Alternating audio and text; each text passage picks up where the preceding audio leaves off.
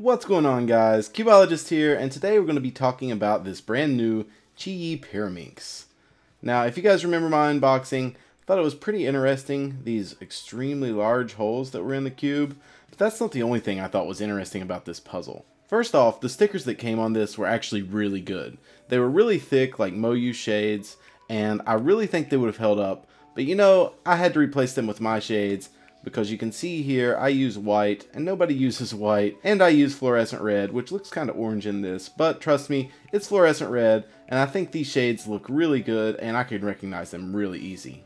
Now there are a few things about the design of this puzzle that I wanted to talk about, and one of them is the tips. So the tips actually perform really well. They click into place really easily. You don't have to push or correct or anything like that. And I don't really find myself accidentally turning them when I'm doing a solve, like with this part of my hand. That's where I typically misturn the tips.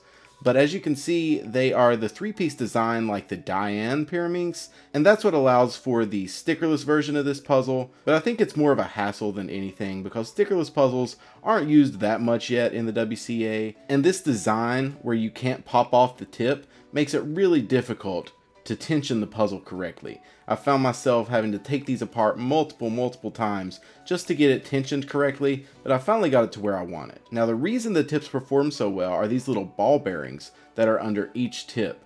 You can see right there's actually 3 of them, and I lost a few. Luckily I had some backups, but those 3 ball bearings actually work by setting in little recesses in the top of the centerpieces, or what we're going to call centerpieces here on a Pyraminx. You can see that they're just deep enough to hold the ball bearings in there securely, but they're shallow enough to let the ball bearings move out whenever you want to make a turn.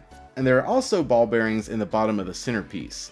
But the way those actually work are, there are small recesses just like on the top of the centerpiece, but this time they're actually on the wing or anti-popping mechanism of the edge pieces, as you can see right there. And that's where the ball bearings on the bottom of the centerpiece fits in. Now I know all that information was a little bit dry and kind of overly technical, but it's something I had to point out because it's a pretty cool design mechanism and I'm really liking this puzzle. As far as feel goes, I think it feels something like a mix between a Shengshao and a Moyu. It's definitely not as smooth as a Moyu. You can kind of hear it there. It's like kind of clicky, but not bumpy at all other than the clicks. Once you get it going, it's super easy to keep it going. But whenever it clicks into place, it's kind of stuck there, which isn't a bad thing for me because I have a problem with accuracy on Pyraminx. And after breaking this puzzle in, I've really found that I like it. It doesn't lock on me at all, and I haven't had one pop in hundreds of solves. Now I'm still kind of bad at Pyraminx, so definitely watch some faster people to get a good idea of how good this puzzle performs at really fast turning speeds. But as far as my opinion, this is really good. I think it's definitely better than the Shengshao and probably as good as the Moyu if you like the feel. It's the same situation with most puzzles these days. It's all depending on your feel because they all perform really well.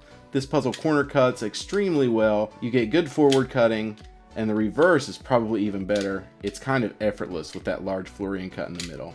But this Pyraminx is only $13 right now at thecubicle.us. That's the same price as the Moyu and $4 cheaper than the Diane. So if you're into Pyraminx, it's definitely something to pick up. I think it's really fantastic and it's something I would definitely recommend you trying out. So thanks again to the Cubicle for sending this over, and I hope you guys enjoyed. Give it a thumbs up if you did, and you'll hear from me really soon, guys. Talk to you later. Bye.